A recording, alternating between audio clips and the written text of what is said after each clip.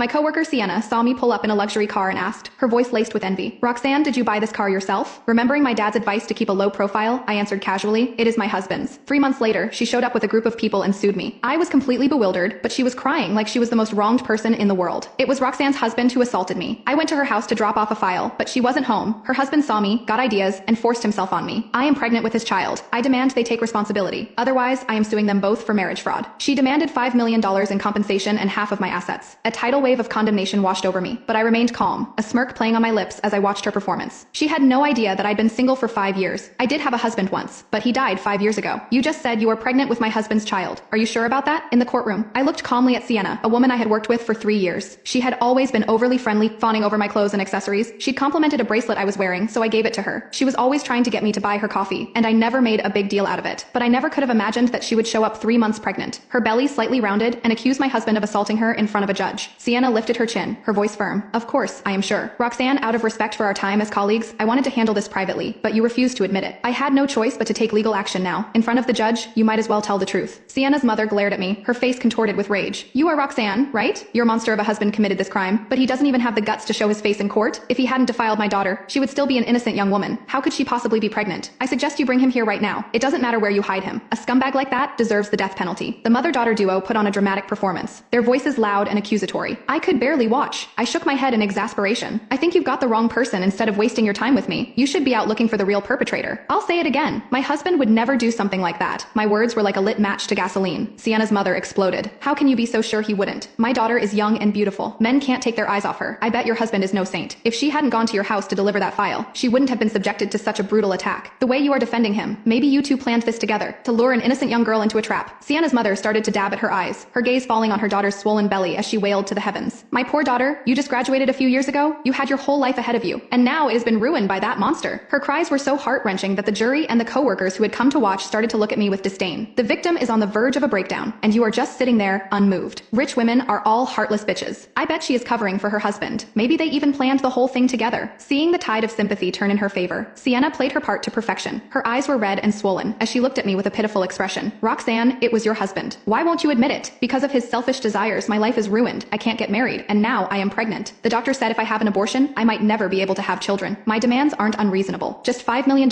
for emotional distress and a share of your assets. After all, I am carrying your husband's child. Your family is well off. Can't you spare that much?" A smirk played on my lips. There it is. The real you is finally showing. This has always been about money, hasn't it? Just pin a crime on me that is impossible to disprove.